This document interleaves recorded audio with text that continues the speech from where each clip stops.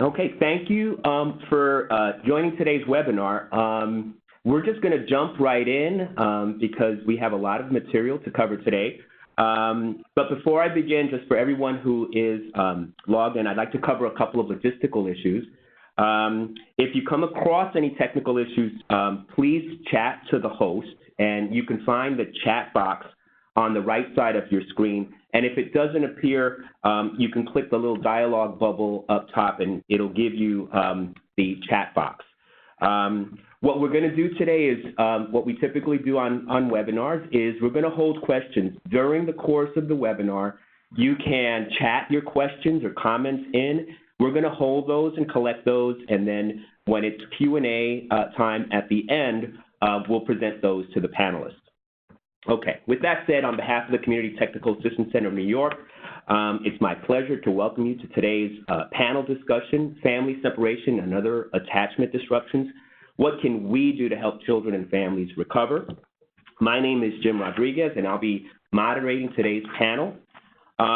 And just a little bit of why we're here. The issue of family separation at the U.S.-Mexico border has raised a lot of attention on the negative effects of significant disruptions in attachment when children are separated from their parents. And it's important to note, though, that even though this issue has come up because of family separation, a lot of what we know about the impact of disruptions in attachment and family separations actually comes out of research that's been done with children who've been institutionalized, children who've been in the welfare system and in out-of-home placements and in other congregate care settings. So in a lot of ways, that's where we know what the impact that family separation can have.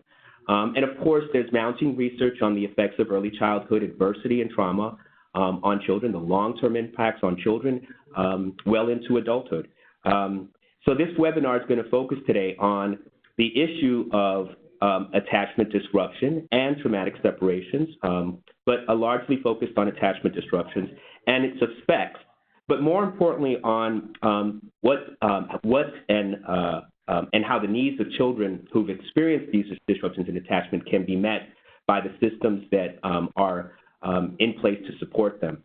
We hope this information will be helpful to professionals who may actually be working with some of those children who've been separated from their families and their parents and caregivers at the border. But we think it also has implications for anyone working in the child welfare system or other systems where children are separated from their families.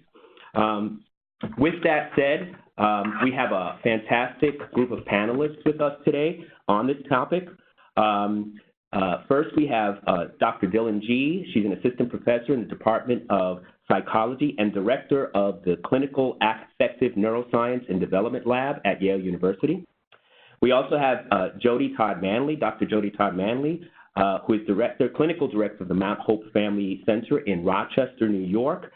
She's a national trainer in child-parent psychotherapy and affiliated with the University of Rochester. And we also have Dr. Alice Nadelman here with me today. She's a retired licensed psychologist and formerly a consulting psychologist with Children's Aid and Family Services in New Jersey and a consultant to the New Jersey Division of Child Protection and Permanence and the New Jersey Office of Law Guardians. So these are folks with extreme expertise in the area, and we're going to jump right in. We're actually going to start with the discussion of neuroscience and the effects of family separation and attachment disruptions on children's cognitive and neurological development. So with that said, I want to start by bringing in Dylan Gee. So Dylan, what is happening to children's brains during these separations from their parents? If you could give us a little description of the neuroscience of attachment disruption. Yeah, so to provide a brief overview, basically what we know is that this type of separation from a caregiver is an extremely stressful experience for a child. And so a lot of what we know, as you mentioned, is kind of based on this broader literature on child development and the neuroscience of early life stress. We know that during this time, basically we're engaging the HPA axis, so a child's kind of stress physiology is really entering into kind of what we would think of as fight or flight mode. We would think of this as a toxic stressor, so when any of us experience stress, it could be a normative daily stressor, the HPA axis and the broader stress physiological system is really critical to helping us adapt to that. And in many ways, that's key to our survival. But what we see is that this really goes into overdrive in the case of toxic stress. And so we see these effects in terms of systems like the HPA axis, cortisol reactivity. We also see this at the level of the brain. So what we know from years of neuroimaging studies, both in children who have experienced really severe forms of early life stress or trauma, also from healthy, well-developing children, is that the amygdala, which is a subcortical region, is really critical to responding to threats in our environment. So again, this plays an adaptive role in many ways. If I'm, let's say, going on a hike in the woods and I see a snake, my amygdala will immediately activate that for detecting threat in the environment. But again, in the context of parent-child separation, this can really go awry. We see elevated amygdala reactivity. Oftentimes in childhood, amygdala reactivity is already heightened. Children are still kind of developing the prefrontal control that's needed to regulate the amygdala, so this can be particularly influential for children. One thing that I would just highlight, Jim, on this slide that shows the circuitry, so the amygdala is here shown in red. As I mentioned earlier, it's a smaller subcortical circuit. Really has dense reciprocal connections with the prefrontal cortex. We know that there are projections going from the amygdala to the prefrontal cortex that make us aware when there's threat in the environment. We also know that there are projections from the prefrontal cortex to the amygdala that are really critical for quieting it. And so in the context of a child who's experiencing separation from a parent, we're going to see elevated amygdala reactivity and kind of a lack of that prefrontal control, so trouble regulating that system. And what we know is that these connections that I've mentioned are really developing not only over childhood, but over adolescence and early adulthood. And so children are really in a position where they're relying on parents and primary caregivers and attachment relationships in their environment to regulate threat and stress reactivity. And so the circuitry is really kind of the state of it at this time is really, I think, critical to understanding exactly what's going on neurobiologically for children. And sort of to extend that a little bit, what are some of those? You mentioned the long-term impacts. Can you talk a little bit more about those long-term impacts into later childhood, adolescence, and adulthood? Yeah, absolutely. So a lot of this work has been conducted in children who, as you've mentioned, had an early history of congregate care or institutionalized care. Many of them we have studied after they've been adopted into stable families. So I think it's really important to think about kind of the substantial time that's often passed in those cases. We're talking about 6 to 12 years following the initial experience of institutionalized care.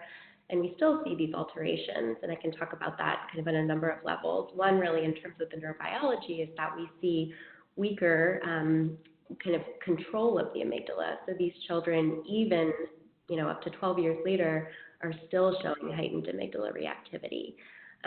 They're showing that to threat, but as I mentioned earlier, that's also overgeneralizing. So that's really leading to hypervigilance, one of the core symptoms that we see in children with post-traumatic stress disorders or other anxiety disorders.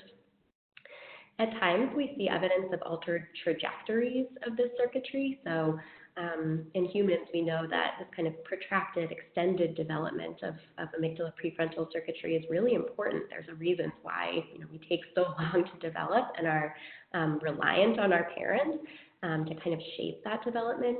In children who have experienced institutionalized care, we often see somewhat counterintuitively that they actually show accelerated development. We've studied children as young as 6 who've experienced early congregate care who show frontoamygdala connections that look very similar to those of adolescents or adults. They may be very adaptive in the context of that early threatening environment to help with emotion regulation, but are likely related to many of the kind of downstream consequences in terms of psychological functioning that we see many years later.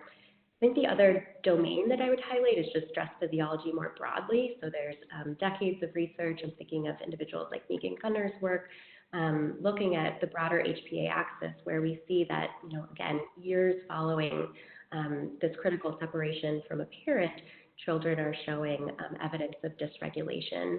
So it's not only affecting their kind of day-to-day functioning, but also their ability really to respond adaptively to other stressors that will occur in life.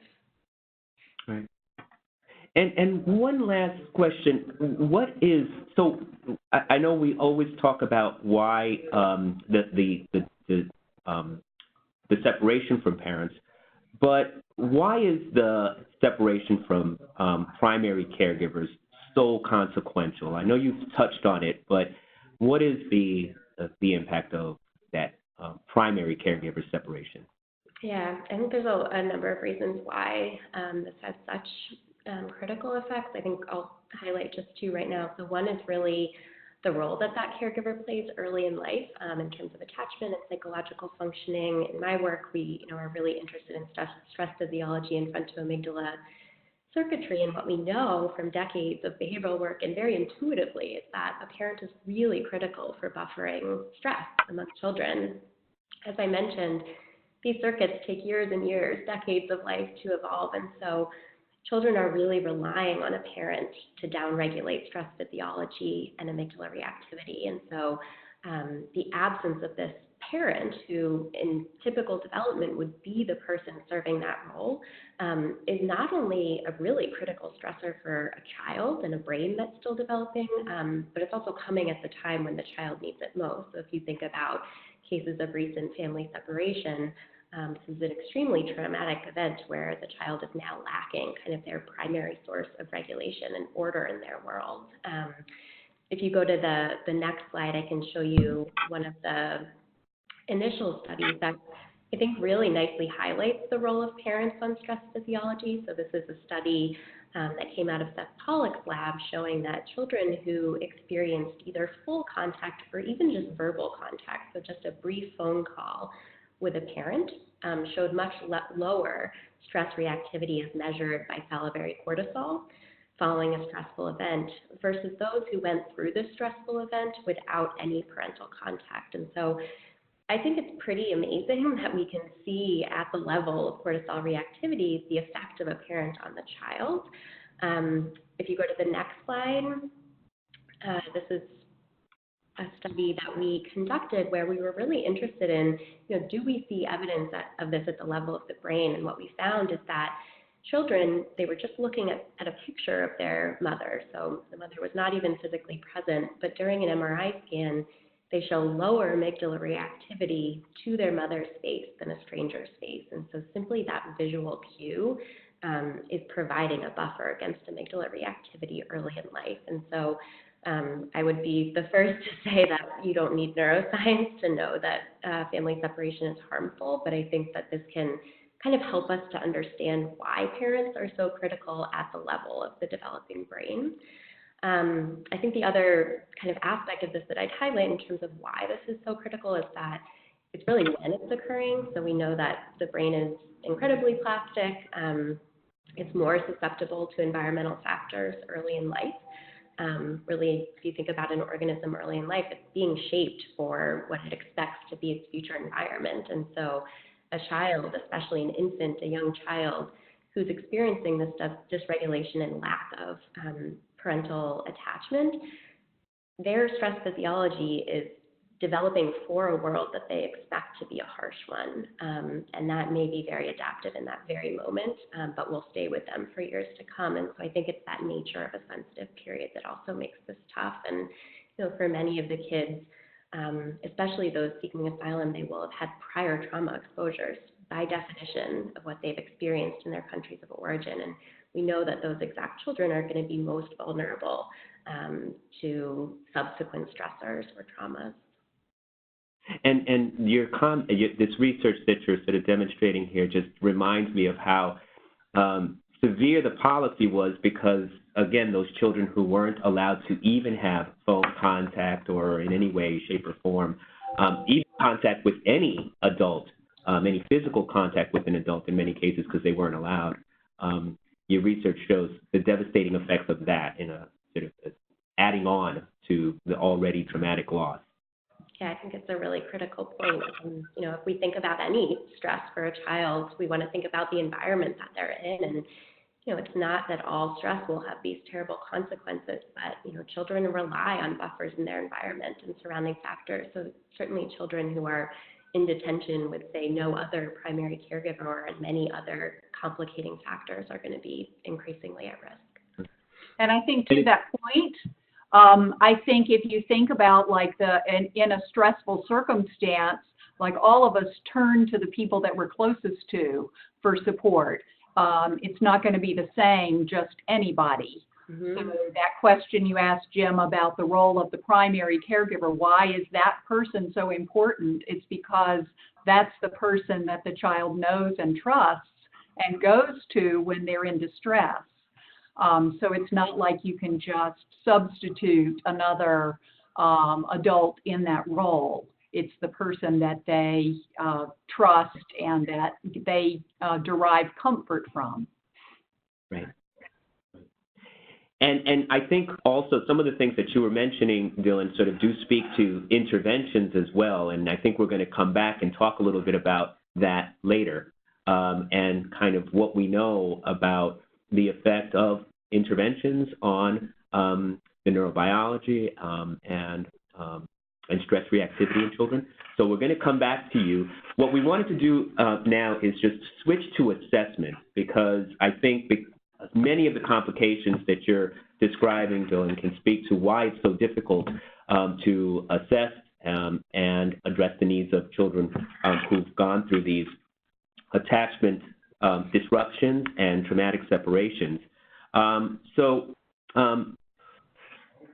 We won't be able to discuss assessment in depth because of how complex it can be. But one of the things that we did want to sort of try to talk a little bit about is what are some of the factors, what are some of the characteristics and symptoms and signs that we might see in children, and of course, as we said, young children, but also school-age children and adolescents that might demonstrate that there's a sort of a serious attachment-related problems. And so, Jody, I wanted to start with you because I know you've talked about the complexities of assessment, but you've talked about the importance of having an attachment perspective when you're doing an assessment. Can you say a little bit about what you mean by that? Sure. Well, I think especially for young children, but for any child, the quality of their relationships is very important to understand. And when we're doing assessments, of course, it would be important to assess multiple domains of functioning, but really looking in the interpersonal sphere, if you think about ways of determining whether a child trusts other people, the quality of their relationships, and whether they may have a history of attachment relationships that are secure, or whether those relationships are better characterized as insecure. And it's important to think about the relationship quality for any age of child, but that's a especially important developmental issue for young children, because in the first few years of life, that's when their understanding of relationships, that's when the development of that trust and knowing who to turn to for help, how consistent and reliable that caregiver is, that really shapes the foundation for future relationships. In the same way that, as Dylan mentioned, it's a very important period for when the structure of their brain architecture and also their regulatory systems are being developed. So I think that, for very young children, they're not able to tell us with their words what's going on for them and what their internal experience is. So we have to look at a variety of different ways that they're trying to communicate that to us. So looking at their behavior and whether they are comforted by other people and they can settle down and get back into play, whether they continue to be distressed, even if there is a caregiver there providing some kind of care. Things that are on the slide here, including their eye contact, are they clingy and really dependent on others and have difficulty being soothed? Are they avoidant of other people and more withdrawn? And so there's a range of different ways that it requires some very sensitive observational skills to be able to really look at how children are interacting with other people and other ways it may manifest in their behavior. So young children may have trouble with eating and sleeping, and their routines may be disrupted. It may come out in aggressive or angry outbursts, where it's difficult for them to be soothed and comforted. And it is related to what Dylan talked about in terms of the amygdala functioning and the regulatory systems that can be impacted by separation. So I think looking at a range of different types of behaviors that we may see in kids, and just thinking about how sometimes those behavior problems that people are concerned about, acting out behaviors or withdrawn behaviors, may be a reflection of how much do they feel like they're supported by other people and by the quality of those attachment relationships.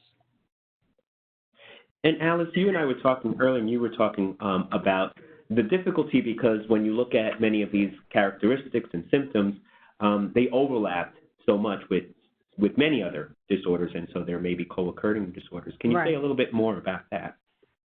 Right. It's important to remember that in assessing attachment, we're looking at a continuum from secure attachment to the extreme of reactive attachment disorder, essentially unattached. But very often, the impairment in attachment is also co-occurring with other psychiatric conditions. And I know that we're going to move on to treatment. It's important in terms of treatment planning to recognize that for children with impaired attachment who do not trust, that they often do not respond to behavioral reinforcement and things that other children who have learned that they can trust will respond to. So you're talking about in service delivery, as in assessment as well as service delivery, looking at the extent to which the child can trust anybody. Securely attached children approach the world that adults are trustworthy unless proven otherwise. Traumatized children with impaired attachment approach the world with no one is trustworthy until they prove themselves trustworthy. And I think that comment about the kids who are not attached, I hear that sometimes when people say, they're not attached to anybody. And I think very often when somebody is trying to connect with a child and find them very distant or difficult to approach, that may be characteristic of relationships in their history that have been very avoidant, and that they've learned to keep their guard up, and they've learned, as was mentioned earlier, that people might not be trustworthy. So therefore, it's difficult for them to connect because those relationships have not met their needs for security and feeling safe and protected. So a lot of times they may have formed attachment relationships with important people in their lives, but the quality of those relationships may have been more avoidant, that they've learned that they have to keep their guard up and keep people at arm's length for their own self-protection. Right. And in addition to that attachment lens, I think also the other perspective is to have a trauma perspective and to be asking about what has this child experienced. Not so much what's wrong with this kid, but what has this child been through that is contributing to their behavior. Yeah, and I think that's such a critical point because, and it's an obvious point, but of course, history taking is so critically important for kids who've been through traumatic separations or disruptions in attachment, because that's the critical factor, right? The critical factor is, was there or is there evidence of a past that's filled with either significant disruptions in attachment or neglect or abuse or other kind of historical factors that are critically important to understand. The other thing, Alice, I think one of your point about how interventions can also be impacted, that was really, I really connected to that because I do a lot of training on parent management techniques and helping parents to, discipline their kids. And I often talk about the importance of attention. And the one thing that really can motivate kids and sort of that kids respond to and young children respond to is the attention that they get from a caretaker. And when you were talking about how with kids who've gone through serious disruption in attachment, those kinds of interventions, so for example, ignoring children when they're misbehaving may not be as effective with kids who've had serious disruptions in attachment because of those difficulties with past caregivers and disruptions with past caregivers. So it's really critically important. And it seems to me like intervention, when those interventions aren't working, it's important to note that that may be based on that history of attachment disruption. Right. Well, with that said, actually, I want to switch now to what we can do about it and what treatment and interventions can look like. We want to talk a little bit about specific treatments that are available and that may be and may help meet the needs of children who've gone through attachment disruptions or traumatic separations. But we also want to look at how services can be designed in order to be trauma-informed and attachment-informed. So with that, I want to turn to, I want to get you in here and talk a little bit, Jody, about some of the evidence-based treatments. What are some good treatments out there that you're aware of that specifically may address issues of attachment disruption? Mm-hmm. Well, I want to mention a few that are specifically attachment theory informed and designed for young children who may have had attachment disruptions and or other forms of trauma. So the one that I'm most familiar with and use quite frequently here at Mount Hope Family Center, and I'm involved in training nationally, is child-parent psychotherapy. And that's an intervention that was developed by Alicia Lieberman in San Francisco. And at Mount Hope, we have been involved in some of the evaluations of child-parent psychotherapy, also known as CPP. And the way that intervention works is specifically looking at the caregiver-child dyad, because for young children, birth to 5, as Dylan mentioned, it is that relationship that's so important in how children regulate their distress. And it's that co-regulation of emotions that helps to help the child heal from trauma and develop in the socio-emotional domain. And particularly when there has been an attachment disruption, whether that's because of a foster care placement or trauma that the child suddenly doesn't know who to trust and how to manage their stress. It's really developing healing in the context of and through relationships. And so that is one that has been proven very effective in healing. And in our studies, we found as a result of the intervention compared with comparison groups, there was a significant increase in the security of the attachment relationships for the dyad. So certainly that is an intervention that is specifically designed to address the issues of attachment and trauma. Another one that I mentioned, and I think it relates to some of Alice's points, is attachment and biobehavioral catch-up that was developed by Mary Dozier in Delaware. And one of the things that has stuck with me, and when I've heard Mary talk about that intervention, is she has worked with foster parents who have children in their care that, you know, it may appear, and the foster parents may be frustrated with reaching out to these children and feeling like the child doesn't respond as I expect, and that the child doesn't seem to need me because they seem to be so distant. And really informing the caregivers about attachment and how it develops for children and the ways in which child trauma can affect attachment, and really encouraging those foster parents to continue to reach out.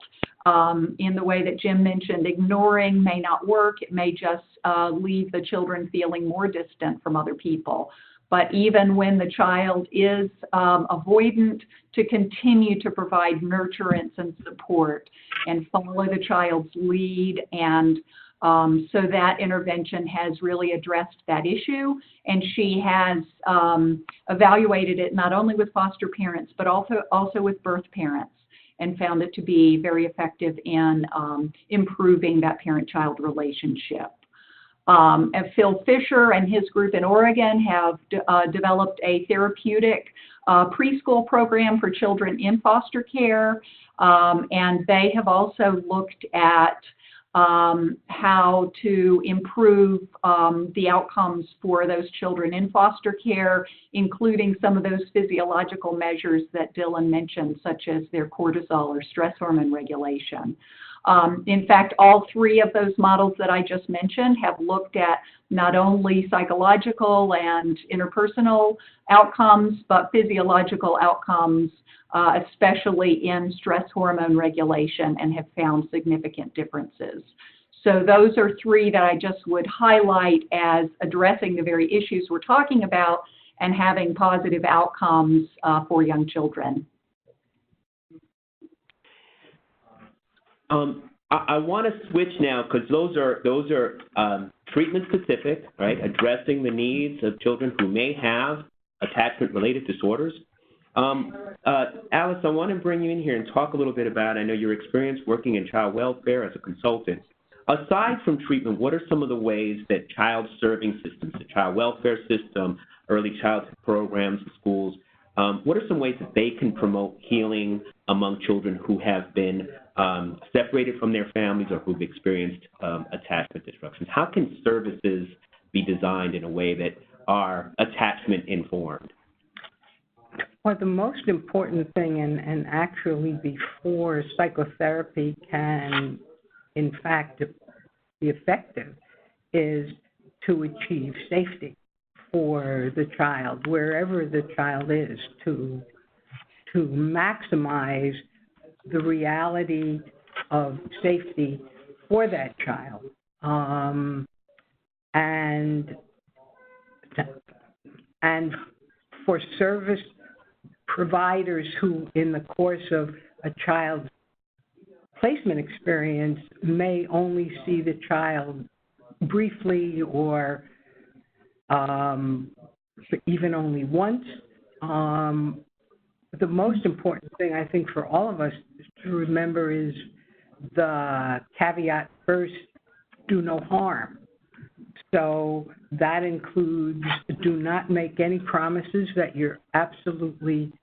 unless you're absolutely sure that you can keep them. Do not make a promise and then not be able to keep it, even something as simple as, I'll see you next week, or when I come, I'll bring such and such. Be sure you're allowed to bring the such and such that the child wants. The other thing is do not do anything that's going to increase the risks to the child in care. If a child in group care makes a complaint about a child care counselor, for example, be very careful how you deal with that so that the child, in fact, isn't going to experience negative consequences from a report of that.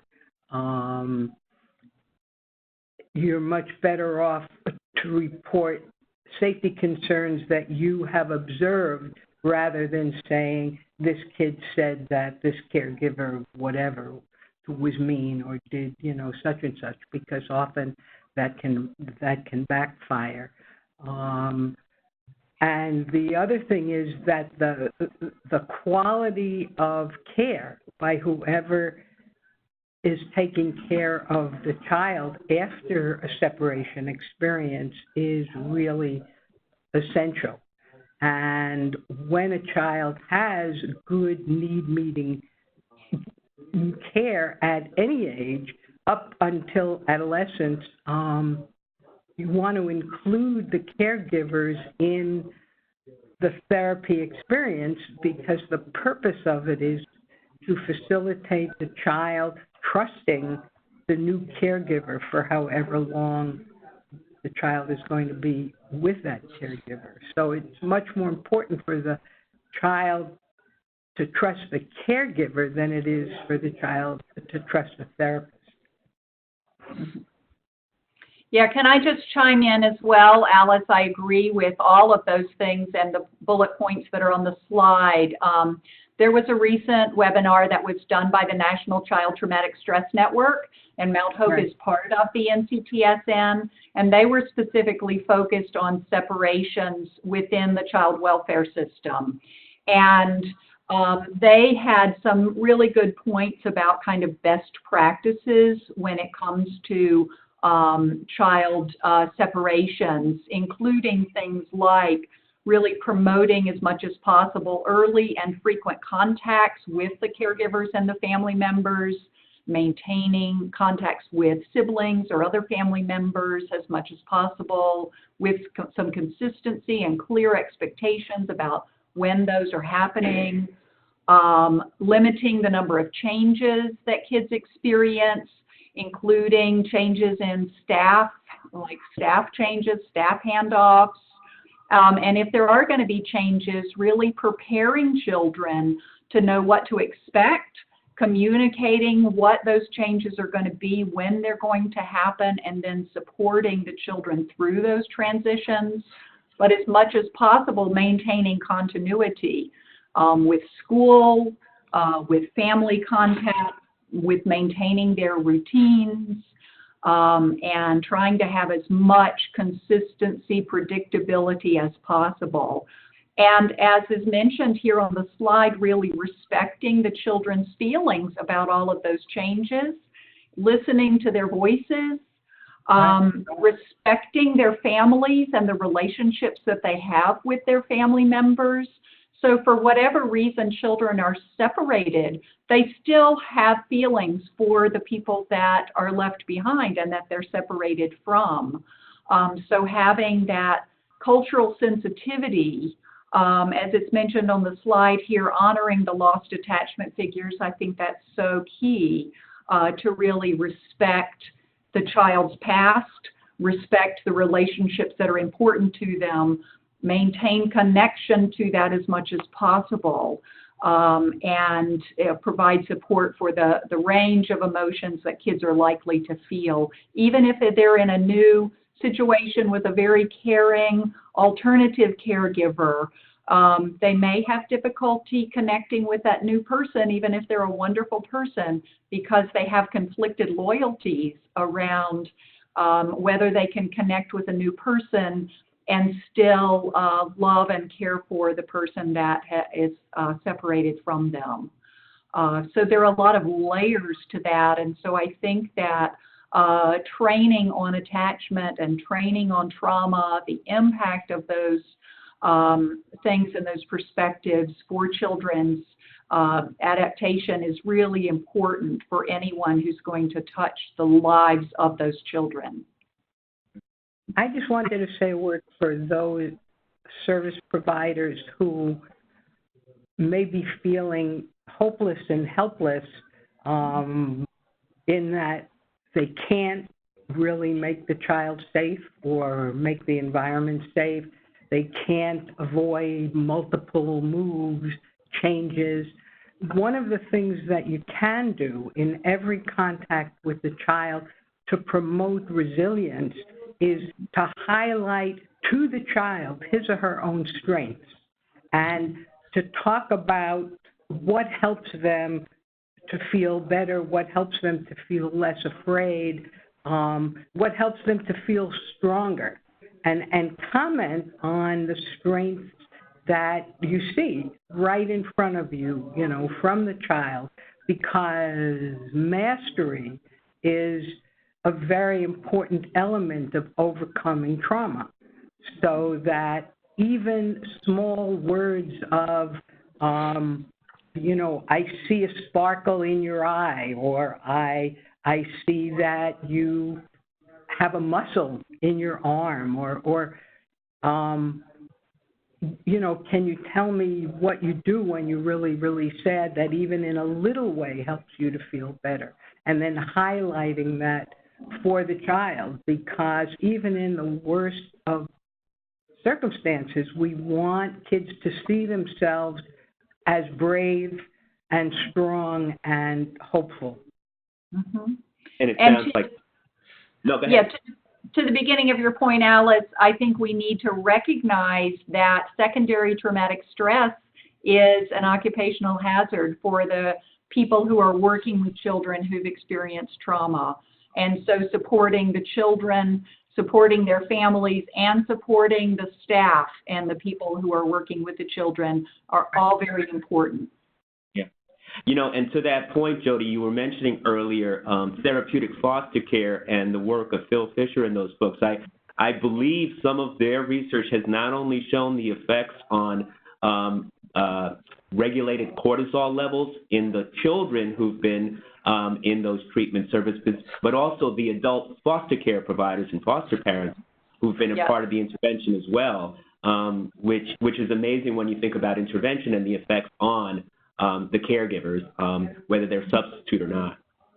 Right. And with that, Dylan, I want to talk. So actually, that's a good segue back to you, Dylan, because I did want to talk a little bit about what do we know about our interventions, the interventions that are out there, and the effect, if any, on neurobiology and stress physiology. Yeah, so I think Jody really nicely highlighted earlier in terms of CPP and ABC and Phil Fisher's work with therapeutic preschools. As you mentioned, Jody, there's really strong evidence for changes in stress physiology, and I think this shows a lot of promise in terms of kind of the resilience of the system in some ways. It's, of course, harder to conduct MRI scans with kids who are this little, though some of my colleagues are starting to do that, and those studies are underway. What we do know is that psychosocial interventions like these that are often conducted with children do change the child's brain. So this is mostly evidence coming from the domain of anxiety disorders and depression, where researchers have studied neural changes that occur over the course of treatment. So one example would be following an intervention with cognitive behavioral therapy for a child with anxiety. We see evidence of enhanced prefrontal regulation, decreased amygdala reactivity from prior to that intervention to post. So I think the types of changes that we see are really consistent with exactly what we hypothesized based on our discussion earlier about the neural circuitry. Those tend to correspond with these changes in stress physiology. So kind of a more normative response to stress in terms of cortisol reactivity and HPA function. I think the other kind of aspect that I would highlight is that a lot of those findings also correlate really nicely with symptom reduction. So we're seeing correspondence between the changes in the brain and stress physiology and the child's symptoms. You know, in terms of listening to Alice and Jody talk about some of the elements that are so important in working with kids with attachment disruption, we also have some evidence for changes corresponding to those elements. So there's a really nice body of work on mastery with children, on predictability and the importance, and we even see effects on the brain there. And so I think it will be very interesting to kind of continue to see these studies, but I think there's a lot of exciting work going on in these domains with the exact attachment-related treatments that we've discussed. That's great. I think, so I do want to make sure that we have some time for Q&A. I think that's given us plenty of time. What I want to do is turn now a little bit to Q&A, and folks have been chatting in a couple of questions as we've gone along, and I encourage anyone now, if you haven't already, to chat them in, but I'm going to take a look at some of these.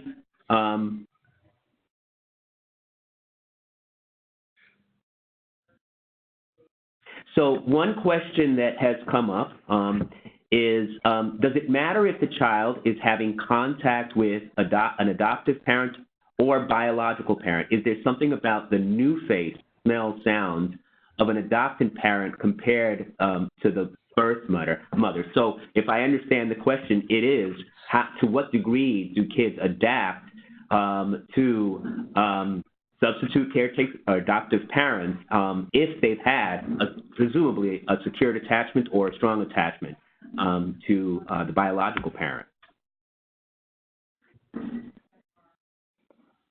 Do we know anything with regards to that, both from a therapeutic perspective or even possibly a neurobiological perspective?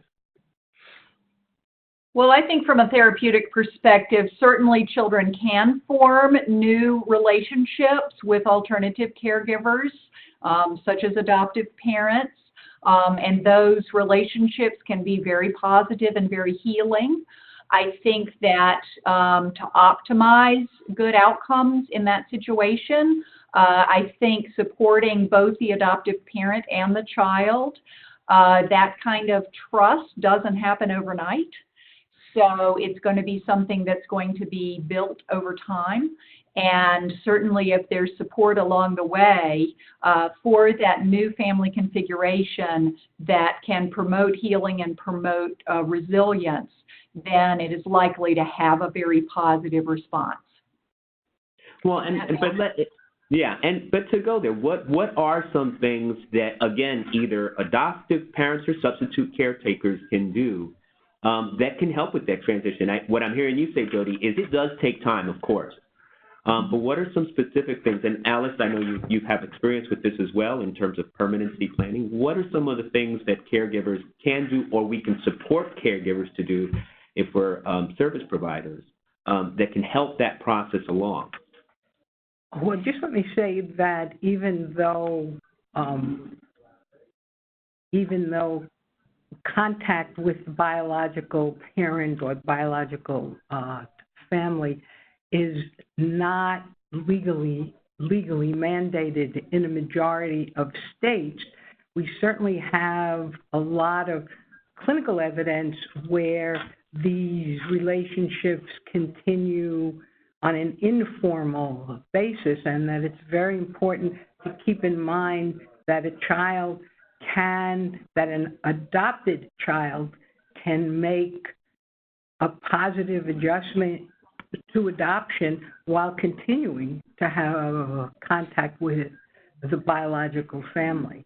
And obviously each side has to work very hard to not put the child in the middle of a power struggle between the different adults, and to not create loyalty conflicts.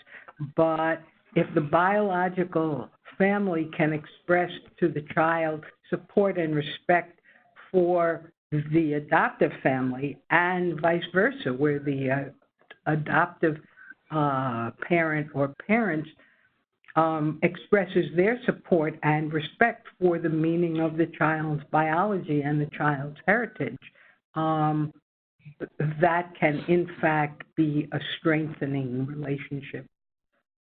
One of the most powerful case examples that's coming to mind as you're talking, Alice, is I can think of a family that we worked with where the parents were not able to care for the child, and the child was in foster care and then moved into adoption. And the therapist worked with both the birth parents and the adoptive parents to facilitate a very painful but very potent goodbye.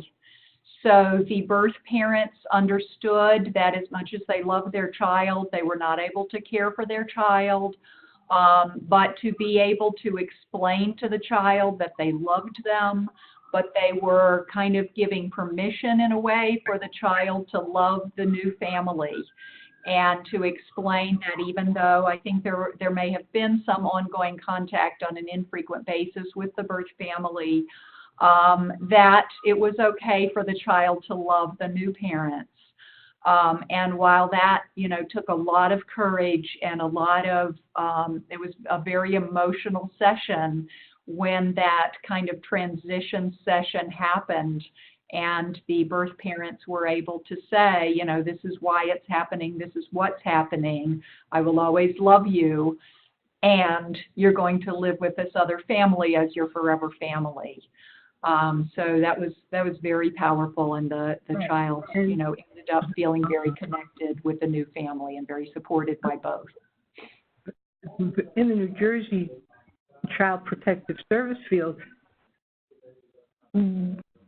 goodbye sessions are offered to all biological parents when either they have surrendered or parental rights have been terminated, and they prepare the parent for the session, and as long as they're willing to say, as long as they're willing to encourage the child to connect with the new parent, the adoptive parent, they can say, I fought for you and I lost, and I wish I hadn't, but I know that you're in a good home, and I want you to know that I want you, to do your best and to have a good life in that home. And once again, for anybody out there who says, I don't know any biological parent who would be willing to do that, I can only tell you that over the years, I personally have facilitated hundreds of such goodbye sessions, and it really is remarkable how biological parents, out of their love for their child, whatever their other inadequacies, really come through. And it's a good example, too, of this integration, both of service providers and the child welfare system, I assume, right, coming together with therapeutic providers in order to facilitate these critically important contacts. Dylan, and actually, if this might be a question for you, but there is a question about the intergenerational transmission. So there is a question about whether these attachment disruptions can cause a predisposition to abnormal amygdala reactivity in the offspring of children who've experienced these serious disruptions in attachment. Could you speak to that? I think clearly it's one that's addressing the intergenerational transmission processes. Yeah, it's a really important question, and one that a lot of labs are targeting right now. I think as of today, we don't have direct evidence to suggest that. There has been a lot of work on the intergenerational transmission of trauma and attachment disruption. A lot of really elegant and impactful work, especially coming out of Alicia Lieberman's lab, who's been mentioned a couple of times already. I think what we know more about is some of the psychological ways in which attachment disruption can influence the way that a parent might provide care to their own child. And again, I think it's important to emphasize that these are plastic processes, that there's resilience in the parent, in the child, and in their relationship. So it's not that a parent who has experienced their own attachment disruption is doomed. or that their child is doomed. I think, there's really interesting work suggesting how these effects can be transmitted, but that's not inevitable. In terms of more the physiological and biological aspects that I think the question is getting at, there's been some really interesting work in epigenetics suggesting that there are mechanisms that we know are transmitting these effects across generations. Of course, that's going to potentially increase risk, but again, it's not deterministic in the sense of a child necessarily developing a certain psychiatric disorder. These are going to be, combined with a number of biological and environmental effects that will ultimately determine that child's functioning, and that itself is an ongoing dynamic process. But I think that's really where a lot of the science is headed, is looking at epigenetics, and some of that work is also looking simultaneously at frontoamygdala circuitry. So I think for the individual asking this question, we may have more direct answers to that soon. Well, and for people who aren't familiar with epigenetics, epigenetics has to do with looking at how genes are expressed. And we know that those things can be intergenerational. So the way genes are turned on and off can be transmitted across generations. And it's a really emerging field. So I don't think we know enough about how those intergenerational processes happen with regard to that gene expression then impacting the neuroscience or impacting the stress regulatory systems, but just knowing that, yes, things can be transmitted across generations, and thinking about, how can positive aspects be transmitted as well as more risk elements. Yeah, and I think the growing research on the neurobiology of resilience is an area of, in addition to the epigenetics, an area of big interest in the future in terms of, how those genes are turned on and off, and what resilience-based interventions can do to facilitate the turning on or off of genes. There's one specific question, and about intervention, and we'll take this last one. There's a... I was going to say, this is the cultural one? Oh, yes. Actually, I'd like to... sorry.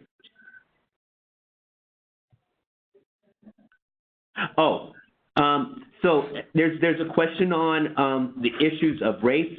As a provider, how should I approach any cultural or racial differences between the child and his or her new environment? Is he or she, if he or she does not easily communicate with these differences? So, and that's a good place to end, but I also realize a large issue. I think earlier, as we had some of the interventions in place, the idea of cultural sensitivity and culturally appropriate, especially in the case of children separated at the border, understanding that there is a loss of culture in addition to loss of family there. So I realize that's a big question and could be a webinar in and of itself, but does anyone want to address those issues? Yeah, I would just like to say briefly that providers struggle with, if the kid isn't bringing it up, I don't know if I should bring it up.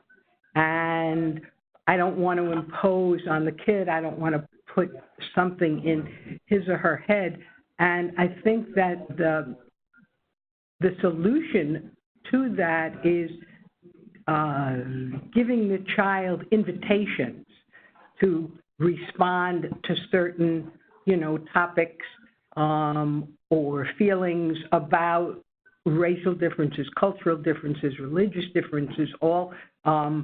There's an increasing, number of same-sex adoptive, parents. And simply saying to a kid, some kids wonder about, or some kids are uncomfortable about, or really is an invitation that the child may respond to immediately or over time.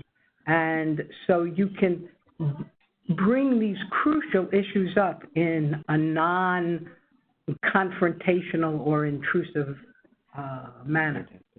Jody, And I think it is, any thoughts? yeah, I think it's so critically important that we have those courageous conversations and really have an opening, as Alice mentioned, for the child to be able to talk about what were the values and beliefs and traditions that were important to their family. What are the things that the child misses, or what are the things that they carry with them?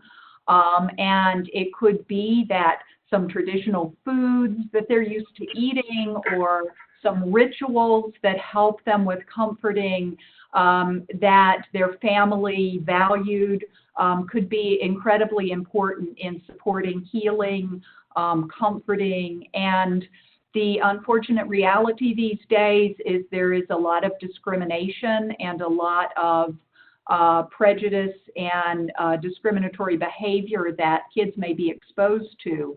So also being a support network for any kind of unkind remarks that are being said, any kind of differential treatment, whether that's, you know, overt kind of things, or whether it's microaggressions that the children may be exposed to. So being able to be their support system and opening the dialogue for them to be able to share their feelings about the whole range of experiences. Absolutely. Yeah, and what I'm hearing you say, Jody and Alice, is having an awareness that these issues are critically important and can be important, providing opportunities to have those conversations and ensure that we as providers are not ignoring the issue or pretending it doesn't exist is critically important. Wonderful response to a question that obviously could be the focus of a webinar in and of itself. We are at time. I want to thank our panelists, Dylan G., Jody Todd Manley, and Alice Nadelman for a phenomenal webinar. I want to thank you all for participating. And I've put up Dr. G's, Dr. Manley's, and Dr. Nadelman's email addresses if you want to reach out to them. You could also reach out to the ctacny.org if you have any questions about this presentation or would like other offerings in this area. Again, I want to thank the panelists and you all for participating. Take care, and please look at ctacny.org to see future offerings.